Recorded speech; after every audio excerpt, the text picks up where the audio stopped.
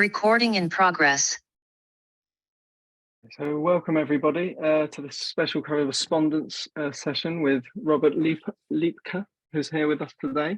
Robert has a master's degree in urban and rural planning from Dalhousie University in Nova Scotia, Canada, and is a member of the Alberta Professional Planners Institute. He's currently a principal urban designer with the City of Edmonton's urban design team and has 20 plus years experience working in Edmonton, Toronto, and at Auckland in New Zealand, providing designs and reviews that focus on urban design, universal design, and crime prevention through environmental design. He's experienced in working at various scales, including master plan communities, transit-oriented developments, corridor studies, development applications, policy standards documents, street design, public transport, and traffic safety. Lots in there. He is a volunteer member of the Barrier-Free Sub-Council, Safety Codes Council of Alberta, and the Technical Committee for Outdoor Spaces of the Government of Canada. It's great to have you here with us, Robert, today. So you're going to be speaking to us, you're going to be showing a bit about smooth moving for all ages and abilities. So I'll share the floor on to you. Okay, so I just click on share screen and we're all good.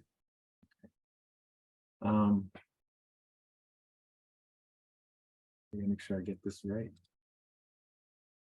When I share, I just share a tab. Is that the, or which is different? This is I'm used to using Google, so this is different for me. Okay, I'll try this one.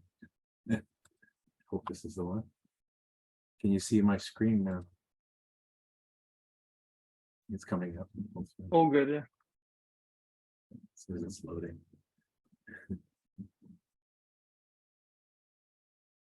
There we go. So everybody can see my screen now. Perfect. All right. Thank you so much. I'll just kick it off. We'll start up and talking about smooth moving. So before I begin, I just like Anne, when she gave her delightful presentation, I'm also going to do a land acknowledgement.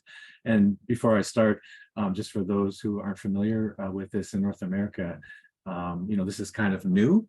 When I was lucky enough to live and work in New Zealand for well over 10 years, and they've been doing this for decades. So I'm glad in North America we're finally catching up and we're acknowledging, you know, the Indigenous peoples of the lands where we live. And so for the land acknowledgement, I just want to recognize obviously the First Nations, Métis and Inuit peoples of Canada as traditional stewards of the land. Today I'm speaking from Treaty 6 territory, which is basically made up of Cree, Saulteaux, Blackfoot, Métis, Dene, Nakota Sioux, Inuit, and many others whose histories, languages, and cultures continue to influence our vibrant and inclusive community. And as you can see on the map, if you can, Treaty 6 is the yellow space in the middle of Canada. Canada's a pretty big country, so it covers a lot of territory. It actually covers, you know, 2 provinces. So it's pretty it's a big chunk of the country for sure. And I also wanted to thank Annika and Alan for first of all getting me to come into this group. It's inviting me to come into this group. It's been amazing so far, and I've learned a lot, and it's great to meet so many new people who have similar just beliefs and thoughts like I do. So it's really cool to talk about all this stuff, and so looking forward to working more with all of you. And also thanks to everybody who showed up for this session. I really appreciate it, and thanks to welcoming me with open arms into the group. It's very much appreciated.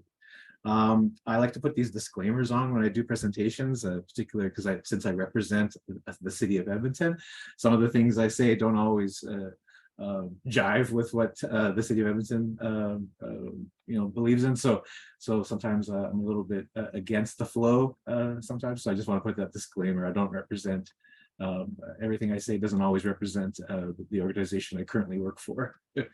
So yes, thanks for the introduction. I won't go through everything, but yeah, I have a lot of experience in working in this kind of situation from, like I said, urban design, CEPTED and universal design. So today I'm going to talk about universal design, but happy to come back to present more about crime prevention through environmental design or urban design if anybody is interested as well. So we're going to talk about, I'm going to explain the term smooth moving, so where I got it from. Also talk about universal design, talk about the principles. And I wanted to, for people who haven't heard of this term, the accessible journey, just wanted to talk about that a bit. And then I'm going to show a bunch of pictures of good, the bad, and the ugly. So I stole it from a famous Clint Eastwood movie from back in the 60s, which I wanted to so yeah, I really love that movie. So anyway, so just using that. And then also provide some tools to build more inclusive places. Wait 1 minute. So smooth moving, basically, because I was lucky enough to work at Auckland Transport for about 5 or 6 years, working with engineers every day. I learned about a lot of terms that engineers use, and also got to look at some of the documents. And one of them, the documents that they use a lot, was the American Association of State Highway and Transportation Officials. AASHTO, it's called. And so they talk about in that document a term about smooth moving, but what they're referring to is the condition of the asphalt, the concrete, the pavement that the vehicles flow along. And I thought, well, I want to steal this term or borrow it and use it to describe the movement of people in our cities, not focusing on vehicles. So I'm trying to create obviously working at the city of Edmonton, we're trying to work hard to make our not only our roads smooth for the cars, but also our sidewalks, trails, steps, and everything else, ramps, safe for all pedestrians. I like to start off my presentations with a cartoon. This cartoon is showing an image of a person who's shoveling the entrance to a school. So the kids are waiting at the bottom of the stairs, and the gentleman's saying, oh, wait up, I'm just gonna shovel the snow off the stairs. And there's a child in a wheelchair to the side on the left of the image saying, well, why don't you just shovel the ramp? Then we can all get in at the same time. You don't have to wait for you to finish the stairs. So I just thought that was kind of nice, because that's what universal design is all about. It's about making sure that we build construct our built environments and maintain our built environments for people of all ages and ability. So universal design, like I said, it's just basically creating great places that are usable to all. Why is universal design so important? I got this lovely graphic from a lovely lady that I used to work with in New Zealand. She's in a wheelchair, and she was very passionate, and she used to work with us in Auckland Transport to when we were building new train stations, ferry terminals, streets, sidewalks, trails, everything, to make sure that we're making them as accessible as possible. And so the key factor in this graphic that I like to show, the reason why I show it, is because at all points in our life, there's a potential for us to have either a temporary disability, like you see the person almost close to the top where it's got a broken arm, could have went skiing or fell down or something. So it's a temporary disability, but still all of us can benefit from a lot of these features that I'm going to talk about. It's not just for people with disabilities. So I think that's really important. And that's why I love the term universal design. Because it does cover everybody. And why is it so important? Now, this is a statistic from Canada, and I'm sure a lot of the places where you live probably have similar situations. This is an older statistic. I'm still waiting for the StatsCan numbers for the latest StatsCan report, which I think was completed in 2022, at the end of 2022, so hopefully coming out soon. But at the time when this stat was done, 22% of the Canadian population had some form of disability. So that's 6.2 million people. In Canada, just recently went over the 40 million mark, which is incredible. So, and of course, just like many countries in the world, it's an aging population. So, designing a built environment that is accessible to all is extremely important. We're doing it for all our benefits, not just for people with disabilities. So I'll talk a bit about the 7 principles of universal design. Oh, and just to be clear, if anybody has questions, I'm definitely willing to take them. So Annika or Alan, if you feel free to interrupt me if somebody has a question, because I can't see the chat, but I don't mind stopping. So just let me know.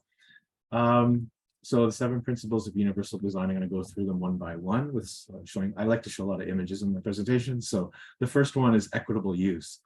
So on the left-hand side of this image, there's a picture of people sitting at a picnic table.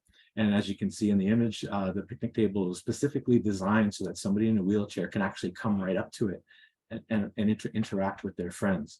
A lot of the picnic tables and things that we have in our parks here in Edmonton, and I know in a lot of other cities around the world, it's really hard for somebody in a wheelchair or a mobility scooter to approach a picnic table. So basic, simple design, not too hard.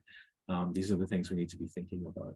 And the one on the right is a really unique design for a playground area with a sandbox, and the sandbox is actually raised off the ground, which I thought was really cool. I think I got this photo from somebody who lived in or lives in California, so I can't remember exactly where it is, but yeah, it's just a great design, something that people are really thinking.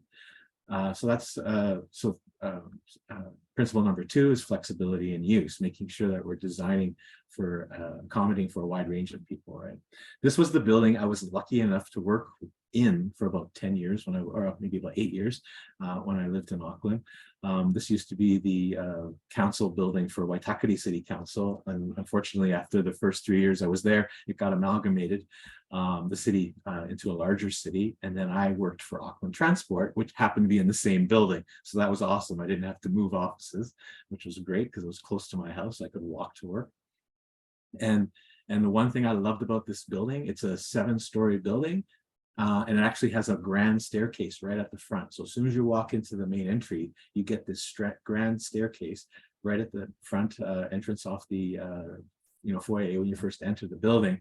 And a lot of people who were able to used it to get up, from different floors, and a lot of impromptu meetings would happen on the staircase. So that's one thing I really wanted to point out, and that's why I have it listed as a key opportunity, in that we have to remember that even though we're trying to design, obviously for people with, varying degrees of disabilities, it's also important to recognize that not everybody who has a disability wants to take either an elevator or an escalator. Some of them want to take stairs. Those who are able to, they want to, because obviously it provides them with a form of exercise, and they just, they can do it, so why not?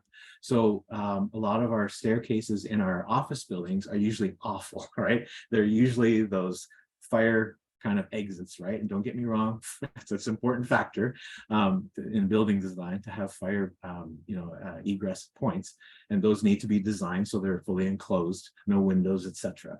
But there's nothing wrong with having a staircase like this that goes up to at least a few floors of the building. Obviously, in a 40-story tower, not possible to do the whole building, but at least maybe the first 4 or 5 levels.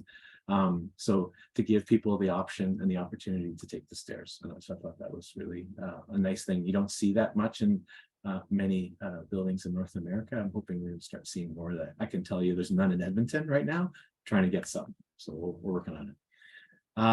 The third principle is simple and intuitive use. So it's making sure that we're designing our sidewalks, our footpaths, as they call them in New Zealand, making sure that they're accessible and easy to use for everybody. The picture on the left is just a standard sidewalk you'd see. This happens to be in my neighborhood of Westmount, which is a much older suburb of Edmonton. It's very walkable. It's close to everything. We have 124th Street, which is like a major shopping street. It's got some great restaurants, and so I'm really spoiled. I don't have to drive anywhere to do shopping and everything, unlike a lot of people, unfortunately, who live in North America, as was discussed earlier. So yeah, definitely, it's a nice neighborhood and very walkable. On the right-hand side, that's an image of a park and ride facility that I was lucky enough to be involved with in Auckland. It was at a major bus terminal, so we're doing bus rapid transit, and so people would drive from the suburban areas around where the bus rapid transit station, the main one, was, and then get out of their vehicle, and then at least have a pedestrian walkway with zebra crossings all the way through, so they had priority. And those were important because in New Zealand, the traffic rules and the road codes are much different than North America. Pedestrians don't have a lot of rights when they cross a street. So we had to put in zebras at every crossing to legally show that the pedestrians had the right of way over vehicles. I know it sounds nuts, especially for North Americans to hear that, but yeah, so hey, you got to do what you got to do. So we just built that way to make sure it's as pedestrian friendly as possible. Principle, excuse me, principle number 4 is perceptible information. This is an entry to a train station that I was involved with. And unfortunately, the designers didn't listen to when we first reviewed the drawings for this train station. And so basically we had to come after, once they realized that the door was hard for the people who had especially low vision to find where the damn door is to get into the train station, because it's all glass and there's no definition to show where the door entry is. So what we had to do is put yellow tape. It's not perfect, but at least it made it easier for somebody with low vision. They could identify where the door was and then make sure that the edges of the glass are marked so that when the door opens, they don't run into the side of the glass as the door is opening.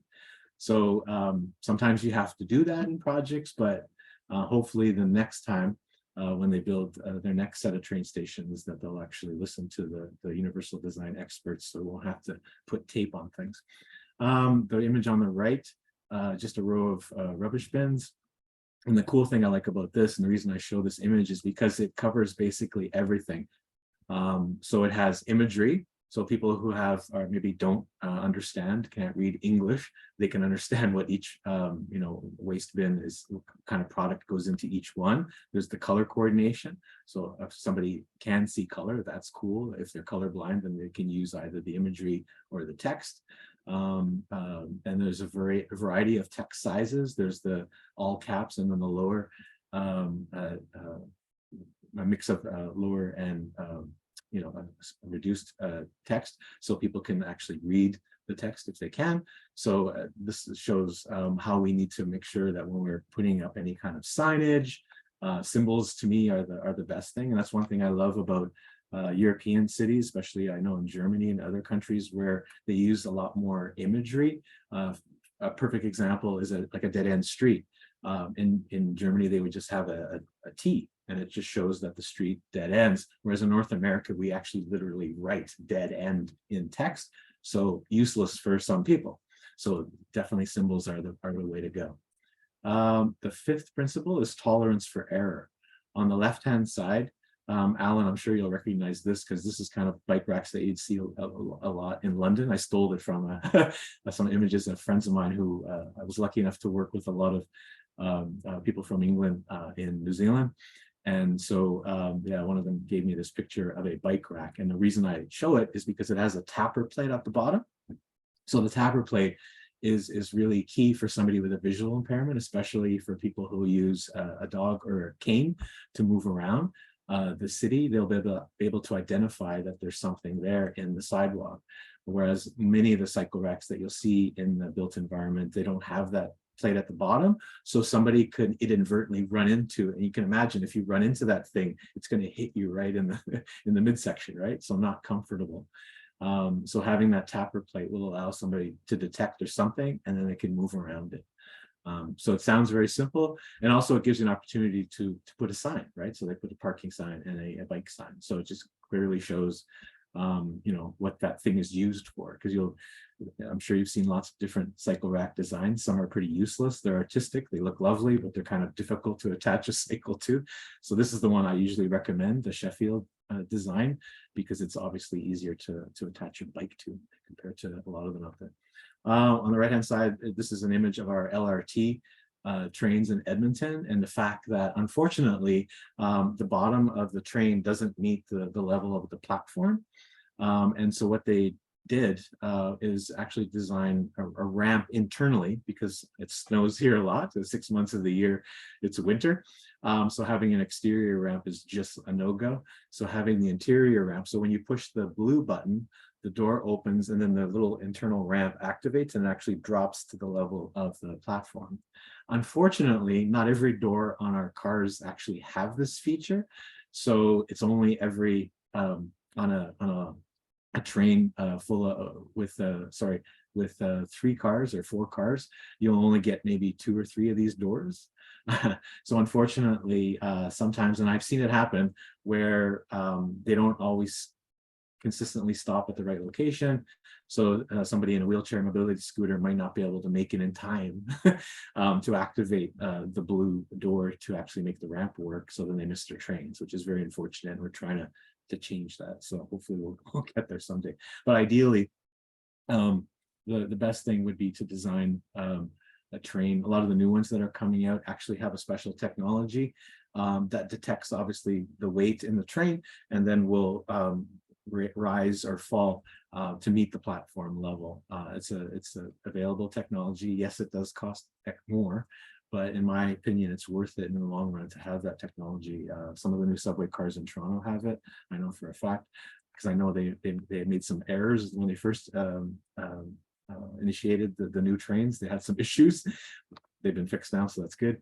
And in Auckland, we actually, when we were testing our trains, we actually filled the train with sandbags before we rolled them out.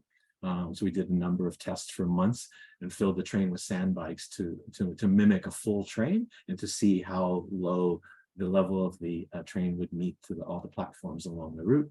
And they finally sorted it out, and it works perfectly. So it's a good thing. Principle number 6 is low physical effort. Another key opportunity that I'm showing here on the left-hand side, it shows just a basic entry into, this happens to be a rec center. And you can see that unlike many locations that I've seen, especially here in Edmonton, the push button to activate the door to open it is usually right beside the door. So it's right on the, right on the glass or near the glass, right beside the door. So then somebody in a wheelchair, mobility scooter, whoever who needs to have the door open for them, they push the button, then they have to like run backwards or wheel backwards quickly so they don't get hit by the door when it's opening, and then enter in. Whereas this design actually shows the button right on the left-hand side of that little barrier that's shown beside the door, so that when you push the button, the door comes into the barrier, and then you don't have to, roll back quickly to avoid getting hit by the door. So it's a basic, simple thing, but a lot of people don't think about those things. So, and then the other thing is, as I was mentioned about the stairs, some people who have a disability still don't like to use the buttons. They like to do the action of pulling the door, because when a door like this has that mechanism, it actually makes it a bit easier to open just by hand. And they like, again, to get that exercise and to do it. So it's good to have a door that's designed that way, so that somebody who needs it to be opened for them, they can do that, they can make that choice, or if they don't, they just pull it themselves. The image on the right is a toilet facility. There's, for those who have ever been lucky enough to travel to New Zealand, New Zealand is one of the, it's an amazing country for public toilets, like Australia as well. Australia actually has gone one up on New Zealand. They have, it's called the National, I can send a link around later, it's called the National Public Toilet Map. So if you ever travel to Australia, you just type it in, National Public Toilet Map, and it'll tell you every public toilet in the country. It's incredible. So if you're in any small town, village, big city, wherever, it'll tell you exactly what each toilet, what facilities they have, and it tells you whether or not it's accessible or not, because obviously some of the toilet facilities are older, so they're not as accessible. So this is incredible. And when my wife and I and my daughter, we first moved there, we were so impressed compared to most North American cities that public toilets are either non-existent, or they're so awful and poorly designed. New Zealand was like a breath of fresh air. You find public toilets like this one everywhere. And the doors open automatically as well. So there's low effort, and it's just great to have public toilet facilities around the country. Final one, number 7, size and approach for use. This is on the left-hand side, just showing an image of a public community garden. And so you can see there's different levels of planter beds, so that somebody in a wheelchair mobility scooter could use them, children, etc. So it's just trying to build a garden that's accessible to as many people as possible. On the right-hand side is an image of that same train station I showed you. Remember the one with the sliding glass doors and the tape? At least we did something right on the inside. So when you approach the ticket office, it's actually lowered, and there's a little space. So if somebody in a mobility scooter or wheelchair can approach and speak to somebody in the ticket office without having to reach and over the counter, so they can actually interact with the person pretty easily. So that's a good thing. Now, quickly talk about the accessible journey. This is something that I learned when I was working in New Zealand back in 2005 as part of their Accessible Public Land Transport Inquiry, Human Rights Commission. They came up with this term, accessible journey, and I just fell in love with it. It's incredible because the whole point is they're trying to talk about how a person, anybody, can be able to travel in their community, going from their home, be it an apartment, a house, wherever they live. If they have to go to, visit somebody, a friend, another part of the community, or they have to go to the doctor, or they have to go shopping, take public transport, everything they do on their daily routine, go to work, whatever it is, they can do it on their own. Traveling by, like I said, by bus or by car or wherever choice of mode, or walking, obviously, or wheeling in the built environment, so they can do all of this without having to rely on anybody. We have a system in a lot of cities around the world have. In Edmonton, we call it DATS, which is Disability Accessible Transit System. And so what happens is there's these little mini buses that the City of Edmonton runs. If you, in a wheelchair, mobility scooter, have difficulty moving around, you just call them, but you have to call like a day or two in advance to book it. And then you say, hey, I need the DATS bus to come pick me up. They come to your front door, pick you up and take you to your appointments. And then obviously you've booked a return trip, and then they take you back home. So that's lovely. And unfortunately, some people will always have to rely on a system like that. But unfortunately, a lot of people that currently use our DATS system, the only reason they use it is because our built environment is so crap. It's just hard to get around. So if we can improve the accessible journey for a lot of people in our city and make it more accessible, then a lot of people wouldn't have to use DATS. So that's kind of the goal. And then the cool thing is that this whole thing in New Zealand started in 2005, and they still have it in their disability strategy, which covers from 2016 to 2026, as you can see on the screen. So the whole thing is still there. And because I'm involved, the reason I'm mentioning this, because in the technical committee I'm involved with for outdoor spaces with the Government of Canada, I really pushed them hard, and we finally got that concept into the document. So now it's starting to filter through government documents in Canada. So I'm really excited that that whole concept of the accessible journey has been accepted by our federal government. So I'm hoping that will slowly work its way down to the provincial levels, because we have three layers of government in Canada. There's the federal, provincial, and municipal. And so hopefully, the province, unfortunately, the current Alberta provincial governments, they're a little bit more difficult to deal with. So hopefully, they'll embrace this whole concept eventually as well. Working on that. Now I'll get into the discussion of our built environment, and with obviously showing some imagery. So why do we have these spaces and these sidewalks and these intersections that are so poorly designed for a lot of the population? Why? Because most of our cities, and this I would assume goes for a lot of places in the world, when these technical documents that were created by engineers back in the 1950s, 60s, whatever, to build a lot of these suburban communities that we heard about earlier, where did the design come from? From the person on the left. It's usually a white male who's about 600 millimeters wide. That's where they came up with the design. That's why almost every sidewalk in Edmonton is 1.5 meters. All the old ones are 1.5 meters wide. That's just enough for somebody who's 600 wide to pass comfortably. And so basically, the city was built for the so-called average person. But now we have to design our cities for all of these people. And that's why, finally, at the City of Edmonton, we have, in our new Complete Streets guidelines, we've changed that. So the minimum sidewalk width has to be 1.8 meters, which is basically the minimum distance that two wheelchairs or mobility chairs can pass safely. So that's that's why we changed that to that number. And a lot of documents in North America have used that number 1.8. So that's obviously we try to push for more, being an urban designer, but at least 1.8 is the minimum. And obviously, like as I mentioned right at the beginning, there's so many disabilities out there that we need to consider. And you know, I've been focusing a lot about people with visual impairments and people with mobility challenges, but there's so many others out there that we need to focus on as well. And we're starting to see that happen in Edmonton, where we have an accessibility advisory committee, and we have a number of people on that committee that have different disabilities. So that's really good. So then we're getting people with dementia and people with other, mental challenges, pain related, all kinds of different disabilities that are represented on this group. So that's really exciting. So they see not every project, but some of the larger projects. And we're building something, especially city projects like recreation centers and other important city projects, the new LRT line, etc.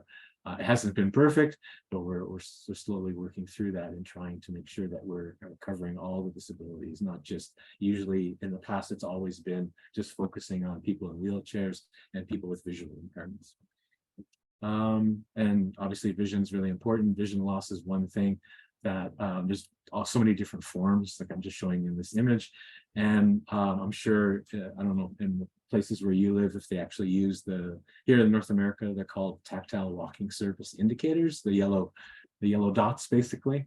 The reason they're yellow, and on the right-hand side of the screen, you can see there's the warning tactiles, which you generally see on platforms, right, for trains, LRT, etc., light rail, or BRT. You'll see these the yellow dots all the way along. That's a warning, right? There's a major change in grade coming, so be careful. The directionals, you don't see them here in Edmonton much, but they're everywhere in countries. Japan was obviously one of the first they actually invented these, and so they're everywhere. New Zealand has a lot of them. It's a bit more difficult in colder climates to install the directionals. They do take more maintenance because you've got to clean the grooves out, because those are the grooves actually direct you to where the crossing is, or if there's a call button on a platform for a train line, etc. So anyway, but these things are we're starting to put them in Edmonton. We're putting in, like a lot of cities in Canada, particularly because of the weather, we're putting they're more made of iron, or like a solid metal, because obviously they last longer. They got kind of like a copper look. So yellow is the ideal color. And the reason yellow is used in most countries, not every country, some countries use red. And I've seen green as well. Yellow is the preferred one because that's generally the last color that people see before they go completely blind. And so yellow is usually the chosen color for these types of twizzies, as we call them. In New Zealand, they call them tactile ground surface indicators, but doesn't matter. Same thing. So when I first came to Edmonton, they didn't have any twizzies, but I saw these grooves in a lot of our intersections. These little, you can see the concrete, there's these little grooves. And so I was talking to one of the engineers, and this was a newer one, the one in the image. A lot of the older ones, the grooves actually direct you to the center of the intersection. And I said to them, and I was a bit tongue-in-cheek, but I'm from Toronto, I got a bit of an attitude. And I said, are you trying to kill off the blind people? You know, like you're putting them into the worst place, you're directing them right to the center of an intersection. So now they finally started at least putting the grooves pointing to the correct side of the intersection. But to be perfectly clear, these are not a replacement for twizzies. These are only just to get the water off the sidewalk. They're not to direct people with visual impairments, especially in Edmonton, because we have snow, and in the winter, because we're trying to reduce our use of salt, because obviously it causes many environmental issues and obviously breaks down concrete and asphalt. We're trying to use other products and usually use gravel and sand. And so what happens is once the snow starts melting, all of that gravel and sand flow off the street and go right into those grooves, right? So then the grooves are basically all flat like the sidewalk. So they're pretty useless to direct anybody. So those are, like I said, they're just to get water off the sidewalk. They're cleaned out eventually, but they're not to direct people with visual impairments. If you see, or if you hear somebody tell you that that's what they're for, they don't know what they're talking about. So yeah, they have to use Twizzys. Those are the worldwide accepted form to guide people with visual impairments. Okay, so now let's get into the good, the bad, and the ugly. So here are some images of, I call them roller coaster driveways, right? So a lot of our driveways meeting arterial roads, just like the image on the left, you can see these driveways coming onto the major arterial road. And it's like a roller coaster. You go to each driveway and you're doing this all the time. And so somebody in a wheelchair, mobility scooter, not fun. So now all of our new sidewalks where there's a driveway, they're designed so that, as you can see in the green dotted line on the right-hand side, it's all level. So at least half of the sidewalk has to be level with the rest of the sidewalk. So basically forces the vehicles to slow down to get into the driveway. And the reason the engineers designed them for the roller coaster effect, because they don't care, at the time, they didn't care about pedestrians. They were trying to get vehicles off the major arterial road. Many engineers have told me, Rob, it's all about the flow. We have to maintain the speed on our arterial.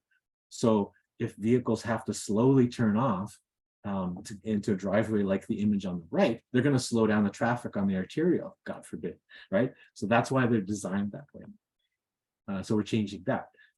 These are corner designs, as I mentioned in the previous comment. Yeah, we were directing our pedestrians to the center of the intersection, which they shouldn't be. So now all of our intersections are built like the one on the right-hand side. There's many impediments to walking. You can see this is our so-called main street, Jasper Avenue in Edmonton. This is not the busiest part, but still, it's still our main street. You can see all the crap we put on our sidewalks. So very difficult. Imagine somebody trying to walk through to get to the bus. They could run into a rubbish bin. They could run into a bench. Yeah, it's pretty bad. So in our new complete streets, we talk about having a minimum clear zone from the front of the building out 2 meters. And the reason being, somebody with a visual impairment, they like to be close to the building line because they actually sense the reverb, right? The sound coming. So they don't want to be closer to traffic because all the traffic noise obviously distracts them. So it's better to be closer to the building. Obviously, this causes problems. A lot of restaurants want to have their, the tables and chairs right up against the building. Now we're putting them, closer to the curb and giving that clear zone in a lot of our main streets. Diverting pedestrians. This is one that's a real pain for me. This image from the left, they were doing some major construction in this building for about a year, which is awful, where they forced pedestrians to basically, either you have to cross the street to get on the other side, and this was right downtown, or you walk on the sidewalk, on the street. So pretty embarrassing. So I showed this image at a presentation to some of our staff, and we now, because of that, really pushing them on it, we've actually changed our guidelines to go something to what is on the right. So this was a shot in New Zealand where we're making a brand new train station in the suburban area near a mall, as you can see. We put in a temporary zebra crossing that was there for about 3 or 4 months. Because we couldn't allow pedestrians to walk where all the construction was. So we put a temporary pedestrian crossing and diverted them safely. Barriers, everything, definitely safer and much better and more accessible. Shared spaces. Actually, this is, I think, how I got in contact with Annika originally, where she showed an image of a shared use path. Where it had cyclists and pedestrians. And so the one thing that we're trying to do, because we have a lot of shared use paths and shared space, we're starting to build shared spaces in Edmonton as well. This is one from Auckland that I was involved with. And because a lot of urban designers and architects and landscape architects, they don't like the yellow Twizzys. So what we came up with, and this was working with all the different disability groups in Auckland, we came up with this concept of tactile delineator strips. So what they are is a band of different material that's got, it's almost like a rough sawn cobble. So it's like taking a cobblestone and cutting off the top of it. So it's smooth enough that a wheelchair, mobility scooter can cross it, but it's got enough feel that somebody underfoot can actually feel it and know that, oh, if I cross this, I'm going to be crossing potentially in front of vehicles moving. So the center of this street actually allows vehicles down on both the right-hand side, or sorry, on both sides of the street. That's kind of like the safe zone. on the other side of the tactile delineator strip. Like I said, 600 millimeters wide. That's to prevent step over, so somebody doesn't miss it. And then you're not allowed to put any street furniture, trees, anything, rubbish bins within that zone. And so I'm trying to push this in Edmonton, and we have our first one. I didn't get a picture of it yet because it's just almost finished construction. But yeah, so we have one now in Edmonton that actually has the same feature. This is actually in the same area where they're building the thing now. But another embarrassing thing is we don't have a lot of drop curbs at our accessible parking spaces. And right across the street, just where you see the stop sign, that's Edmonton City Hall. So it's quite embarrassing. And the building with the blue awnings, that's a retirement apartment. And so they have 2 accessible parking spaces in front of it, but there's no drop curb. You have to wheel on the street all the way to the corner where the stop sign is and go up the curb to get onto the sidewalk. Completely embarrassing. On the image on the right, it shows you how you do it. You actually build the drop curb right beside the accessible parking space. You can actually get on the damn sidewalk. This is again the step I mentioned about our LRT.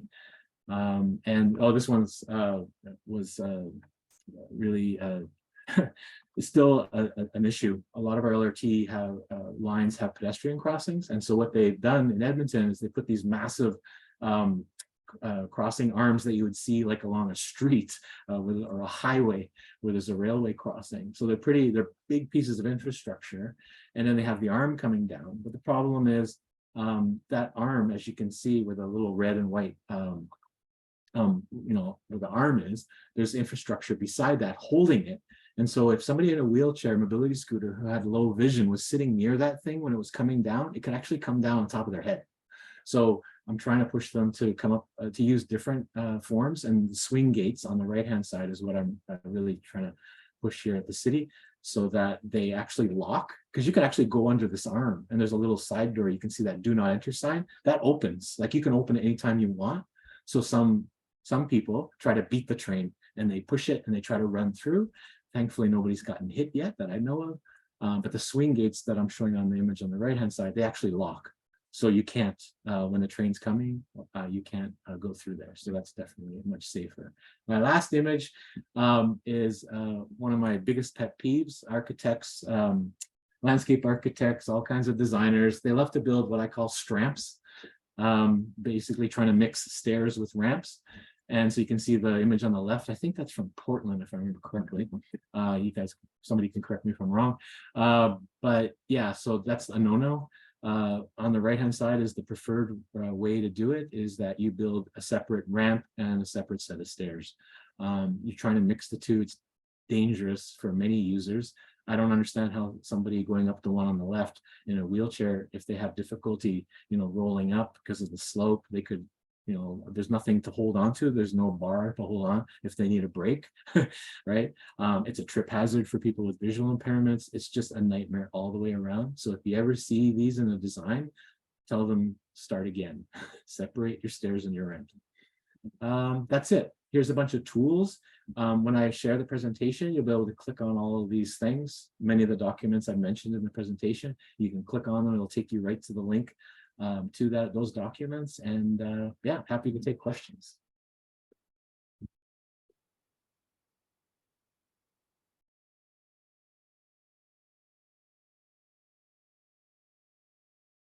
Stop sharing.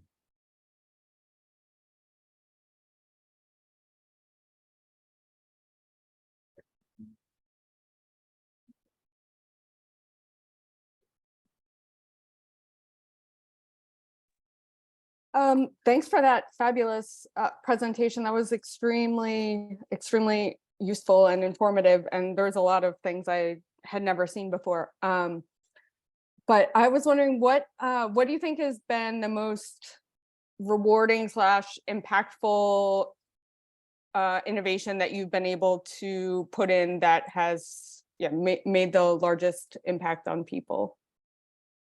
Well, that's an awesome question. Thank you, Laura. I think I always, it's funny because people criticize me at the city of Edmonton because I'm always lamenting things that I did in Auckland.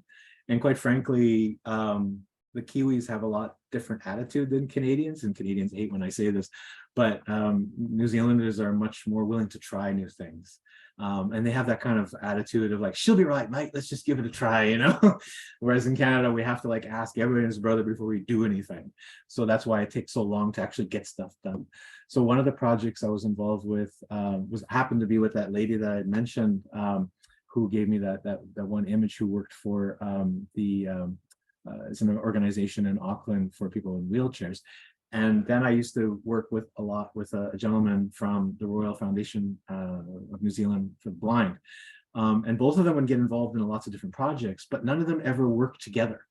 And so we were getting, sometimes some project managers would contact Vivian, and so she was the lady in the wheelchair, contact Vivian, and then they would sort out stuff for people in wheelchairs. And then somebody would contact Chris, who was the gentleman who handled people with visual impairments. And he was legally blind. And so he would work with them to resolve some of those issues. And so I was getting frustrated because I'm like, well, you're not thinking about all the other disabilities. Like, I get the fact that obviously because you have a particular disability, you're more focused on that. But what we did was I got together a meeting with a number of the different project managers, and along with Chris and Vivian, a few others, and we created, called it a capital projects accessibility group. So anytime we were doing any major projects at Auckland Transport, we invited a number of people, including Vivian and Chris and other people that they recommended from Dementia New Zealand and from other organizations, from people with hearing impairments, etc. And we got them all around a table and we just went through projects by project, and that was awesome. So then we got everybody involved at the same time. There was none of this, going back and forth. And then sometimes you have to balance things, right? When you're trying to make something better for somebody with a visual impairment, it might hamper somebody in a mobility scooter wheelchair. And so it's just like, how can we make it just a bit better? You're not going to make it perfect, make it a bit safer. Yeah, to me, that's my biggest accomplishment when I was there. Thank you. That was really fabulous and insightful. Appreciate it. You're welcome. Oh. Yes, I had also a question, Professor. Thank you for the presentations. And I know there was an illustration where there was a snowing, there was between cleaning the path where it is for all and snowing. I wonder, because there's an inconsistency into having those accessibility constantly. What are some of the heuristic, maybe internally, and is the cost related to not be able to build up the stack for everyone, or if you have some insight? Yeah, well, thanks for the question, Ben. Yeah, it's a combination of things. Obviously, there's the situation where it can cost more to design something initially, right? To make it weather all seasons, right? But obviously at the city of Edmonton, because like I said, half the year is winter. That's one of our biggest focuses, right? So we don't really have that problem here. Our biggest problem is maintenance, right? It's like we're building stuff now that's much more accessible. The problem is the snow clearing is not happening the way it should be, in my opinion. So what's happening is we built a lot of new segregated bike facilities, and I'm a cyclist, just to be clear. And so I appreciate having those segregated cycle facilities, on road. So those are great. So we're not interfering with pedestrians, and we have separation between motor vehicles, which is awesome. It's, that's new to Edmonton. We're finally having those. Those are getting cleared really quickly, which is great for the cyclists. The problem is we're not cleaning our sidewalks quick enough, or the zebra crossings that are crossing both the street and those cycle facilities. So pedestrians are suffering. The vehicles are obviously getting taken care of because they always get taken care of first, right? Then it's the cyclists, and then pedestrians are at the bottom, which to me, it should be the total opposite. It should be pedestrians first, cyclists second, and cars way at the bottom. It's maintenance, yeah. Oh, yes, sir. Yeah, I was just before you go, Zvi, I'm just gonna put in Mohammed's question. He just written it in there. So Mohammed, just because he can't talk at the moment, but he put it in the chat, Robert. So he's asking, he was mentioning that in 2019, he was doing a project for a firm to evaluate the accessibility of metro access points for all abilities and ages. And he said that they only focused on access points and whether these access points are accessible for all or not. And so the funny part that he saw was that the emergency exits were not accessible at all. So do other countries focus on these emergency exits? I'm trying to find the question in the chat. So it's about, we're talking about secondary exits in a transit station. Is that what? So the emergency exits that they put in. Yeah. So do they do them in an accessible manner in other countries as well? The quick answer is not always, because I can think of some of our older stations here in Edmonton, where they all rely on the elevators, right, for emergency exits. I'm talking about our LRTs that are actually underground. A lot of our LRT network now is above ground, but some of the older bits, especially downtown, it's underground, just like a subway or a metro. And so, yeah, the only egress point is the elevator. So if the elevator is not working, you're stuffed, right? Because there's no ramps. And so, so now with the new LRT, there's a few new LRT stations where some of them are partially below grade, or there's some, issues with grade. So then we're looking at putting multiple elevators. So there's a choice. If one's down, there's another backup, and then also ramps as well. So yeah, that's a great question though. Yeah, and the second part he was mentioning about the issue with GWCs was that they are usually easily covered with snow, and it's something that he's seen as well. So, yeah, what do you do in Canada in terms of light snow? Yeah, so what happened? 2 centimeters. Yeah. Yeah, exactly. That's a great question too, because we're kind of spoiled in Edmonton. Well, maybe with global warming, it's changing, but we didn't used to get like SV, I'm sure could, and I growing up in Toronto, you get a lot of those freeze thaws in the wintertime. So you get ice or really wet snow, right? Whereas in Edmonton, because it's so cold, usually our snow is really dry. So what they do is they have these new machines that we've purchased ever since we start putting in the Twizzys on a lot of the intersections. They're just like brushes. So they just go and they just spin wildly and just blow off the snow. So they work really well to clean up those Twizzys, the warning ones particularly. And also we have staff that go out and sweep because some of those machines can't get into some of the older LRT stations that are above ground, which get snow on the platform, and they sweep the snow from the Twizzy. So yes, there's a maintenance concern. So you got to make sure that gets into the project moving forward, so that amount of budget is there to do the maintenance, because the maintenance is so critical. Yeah. Thank you, Robert. Go ahead, Zvi. Wow, thank you so much, Robert. This has been really fascinating. Just to speak a little bit to the snow removal issues as well. I think you raised some really key points. And in Montreal, many boroughs do prioritize sidewalks, but it's really a challenge, especially when they go down to the curb, like the water accumulates there and then it freezes. So it becomes like literally ice, like solid ice that can stay there for a long time. So that's a big challenge. I just wanted to remark about concerning the bike paths, like the new sort of all ages and ability bike paths, which we also priority clear. I guess the difference is there's far fewer bike paths than there are sidewalks. I mean, the city has like literally like 40,000 kilometers of sidewalks, whereas they have, 30 or 40 kilometers of that kind of cycle path. So they sort of treat it as a highway essentially. And it really has to, like, if the snow is not removable, it's not predictable and not done well, like people are not going to use it. It's like what I say to pedestrians is, yes, I certainly appreciate the fact that the sidewalk may not be up to standard, just use the cycle path. Like if that's an issue, like just walk in the cycle path. And like it's really unfortunate that we're sort of complaining about the bad sidewalk clearing and we're blaming it on the cyclists. Like that's not the reason for it. It's just that there's so many more sidewalks to clear and they're not prioritized enough. And and it's just, it's a similar issue in Montreal, even when you try to prioritize the sidewalks. And one of the points you sort of hinted at as well is bus stations and things like that, access to the bus stations. And this is often sort of like separate or awkward or not done well. And here it's like a huge problem. Like the transit agency actually doesn't really manage that well at all. And it's like really sometimes like literally you get off a bus and you're surrounded by ice. Like you have to walk across a sheet of ice to get into the metro. And it's sort of like a no man's land that is nobody's responsibility. And it's incredibly frustrating because like the bus agents says it's not our problem. The city says it's not their problem. Like the building owners, it's not their, and it's really very, very frustrating, these kind of things. So yeah, winter and universal access is definitely a challenge.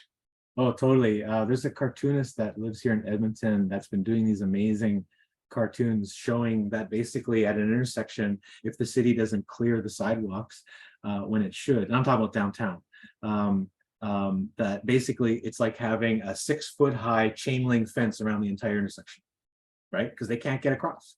So I love that cartoon. But getting back to your point, just to give you some context, I'm not trying to start a war between cyclists and pedestrians. I'm both, but to me, pedestrians are still always number one. That's in our travel pyramid. Oh, I agree. I agree completely with you on that. But the thing is, just to be clear, in Edmonton, and this is an Alberta-wide problem, and I didn't know this until I moved here, is that you're expected as a homeowner to clean your sidewalk in front of your house. The city doesn't do it. The city does not clean. The only public sidewalks we clean are along main streets and downtown. We don't do any other parts of the town because they're saying, well, obviously it's cost, but it's amazing how we spend so much money on, making the life easier for motorists in this city, but we can't spare a few $1 million to go and clear our sidewalks, especially our important ones especially like an older neighborhood where I live. I can walk to downtown in like 15 minutes. All of our sidewalks should be cleared by the city because they have a bylaw now, which it's going to be enforced hopefully this year, that residents have 48 hours. And residents who are unable to clear their sidewalk, they can contact the city and the city will send somebody, or there's also other organizations that will help for people with disabilities or elderly to clean their sidewalks. But if you don't clear your sidewalk, then you're going to get a fine, I'm glad they're doing that, because there's a lot of people that are basically don't clear their sidewalks. It's kind of like a normal thing here in Alberta, because like I said, the snow is generally light, so it's not too difficult. But now, because we're getting a bit more freeze and thaw, we're starting to get the ice rink like you talked about on our sidewalks, and that's not good for pedestrians. So yeah. Any other questions? Happy to stay on longer if you people are willing to. Yeah, I got a question. Perhaps also, you stated the age range of each categories. Is there is any data, maybe in the new city, perhaps, to see what is the cluster? Let's say if we define as elderly people live in X amount this area, right? Maybe allocate.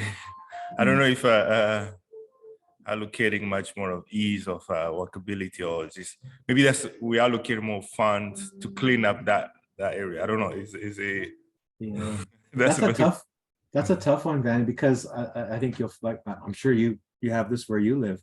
There's a lot of cities, around the world, especially in North America too, that and here I'm noticing in Edmonton where a lot of people who used to live in the closer to the city center, right, where the servicing is better.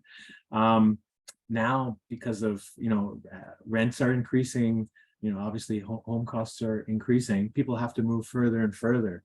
So that's just making it more difficult. So now you have people who are have difficulty moving around their neighborhood, and they're living in more of a suburban neighborhood, which gets even less services. And now they feel trapped. They're stuck in their houses for like 6 months.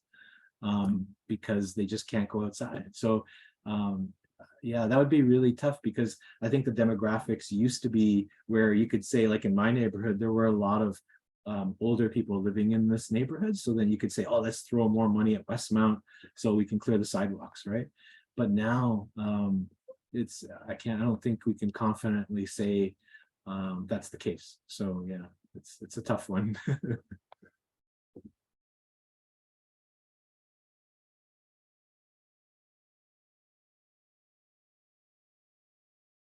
And I'm happy to take other questions like after this.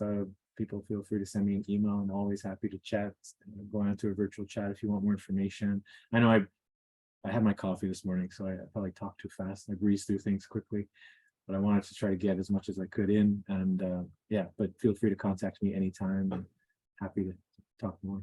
Zvi, you gonna say something? Yeah, I found it interesting your comment about New Zealand. They were more open to trying new things versus Canada.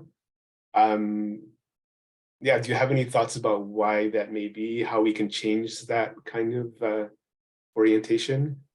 Well, maybe I don't know. Maybe I noticed it more because I'm from Toronto. I guess we're a bit more. I don't know. Well, I agree with you. I mean, I also had a Yeah. similar perception that they often in Australia, New Zealand, they are often willing to experiment with new policies. Yeah. Often very neoliberal policies, but anyway, but they often are willing to try different things. And in Canada, I'll certainly find that they're quite risk averse. I think it's a cultural thing. I think Canadians are just more reserved as a whole and more careful, right? And I love the fact that, you know, in Canada, you know, not to offend any Americans, but I think we have that more of that social kind of, you know, moray about making sure that, you know, we take care of each other, right? It's that socialist side of life. Maybe not all Canadians, especially in Alberta, agree with me on that, but yeah, there's that social kind of, you know, thing. And so we got to make sure, you know, we always want to make sure we're polite Canadians, right? We want to make sure we ask everybody before we do anything, right? Which is, it can be good, don't get me wrong, but it really, having worked at the City of Toronto for 7 years, and then now at the City of Edmonton for almost, a little over 7 now, broke my record because the longest place I've ever been is 7. And so, yeah, it's, I think, having lived in a foreign place, I just found it refreshing that they're willing to try.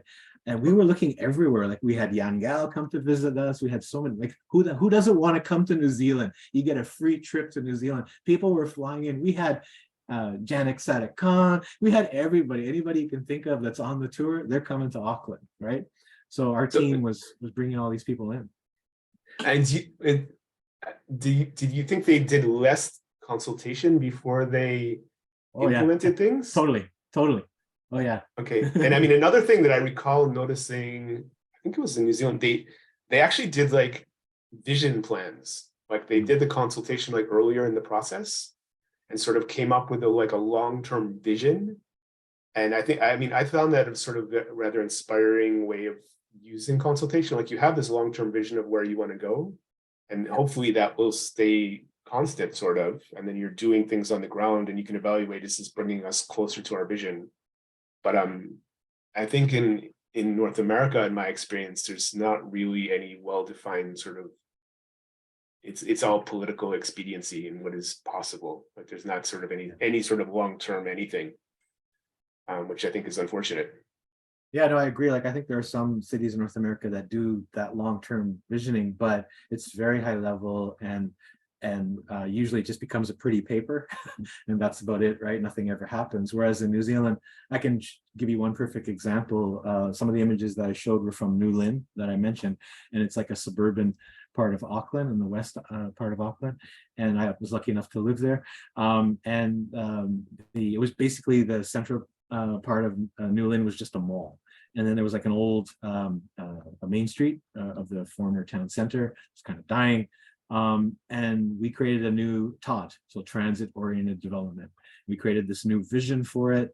We did an open house, and before we got really like head over heels into it, we just had, like you said, an open house and talked about how do you want to see your community change, right? What do you want to see in this community? You know, we had people, we got to make it, you know, more walkable, safer for my kids to cross the street, like all these things. And I'll never forget, at one of the open houses, we were showing just some kind of ideas, and I was stealing stuff from other places and just showing images of what I thought could happen in certain parts of the downtown or the central part of New Lynn. And one gentleman said to me, because we were looking at taking out some of the roundabouts, because the roundabouts were an old, very old British design, which were 50K design speed, no zebra crossings at any of the points. So they're just awful. And so pedestrians had a hell of a time getting across these roundabouts. And they were right close to the heart of the town center. So we said, we're going to replace these with signalized intersections. And this one gentleman said, you know, this is going to really ruin my drive time to go to my job because I have to go through New Lynn. It's going to take me longer, blah, blah, blah. And he was complaining. And then about 5 years later, I'll never forget, after when some of the construction started happening and we got some of those signalized intersections in, he came back to me, he came over to me, shook my hand and apologized and said, thank you, mate. He goes, I have my mom at the time was healthy, but now has some health issues. I have to take her to her doctor, which is in New Lynn. And it's so much easier to cross the street now. When I park my car and I walk her to the doctor's office, we can cross safely and there's no worries. And so so his whole life changed and he realized how important it was to walk, be able to walk. And it just changed his perspective. So.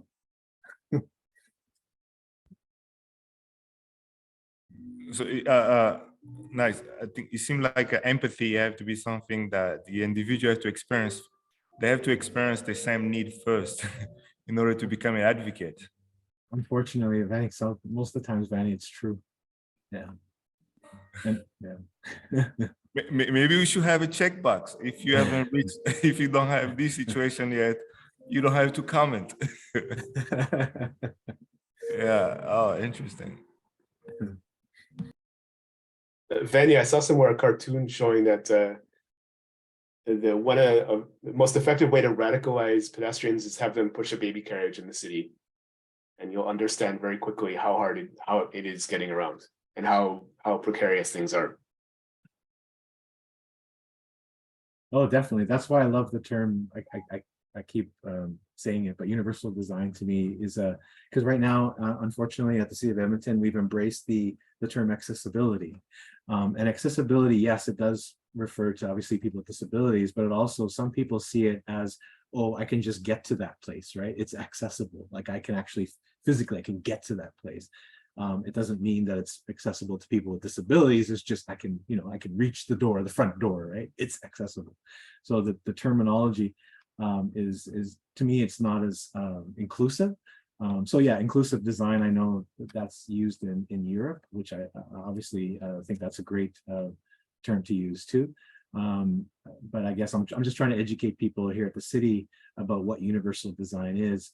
And the main reason is, as I showed in that graphic, is that it's for everybody, right? It's not, because a lot of people, you'd be shocked about how many people public come to some of our presentations and meetings and say, why are you putting these drop curbs at this intersection? I've never seen anybody with a wheelchair cross here. And are you kidding me? Like, are you standing on this corner 24/7 watching it? Can you prove it to me? Do you have video? Of course they say no. So it's just, it's ridiculous. So, and one day, they may need it. Maybe they don't need it now. They will eventually. So, or their family members will need it. So. It reminded me of a quote that I heard. There was three friends that used to go to the same restaurant, but the first time they used to go there because it's a good atmosphere. There was a lot of interesting people. And after a while, it's because they have a kid menus at the restaurant. And after that, it's like because they have handicap accessibility to go there. So as the aging throughout, in order to access the same place, the reason become a little bit different. The last one is you have to be accessible in wheelchair. Now I cannot walk to the step to the same place. So like build accessibility that can accommodate the aging from able to disabled in some extent. Exactly. That's a great story for sure. Yeah. Okay, guys, we're going to close out the session for today. Robert, that was an amazing presentation. Thank you so much for everything. It's been really, really insightful. Lots of things I've learned from that as well. Even the silly things like the Sheffield bike things. I had no idea that the bottom part was for that. I had no idea. So yeah. Thank you so much, and thank you everybody for coming. Yeah, you can all reach out to Robert if you want to ask him anything. And anyway, we'll chat more about this in other occasions. So thank you, Robert. Thank you, everybody. Thank You're you. very, very welcome. You're Thanks welcome. again for all of you for your opportunity, and yeah, have a great day and feel free to contact me anytime. Via LinkedIn or my email. I'll send Annika and Alan, I'll send you guys the presentations. You can send it around to everybody. Fantastic. Cool. Have a great day, everybody. Thank you. Thank you. Have a great day, everyone.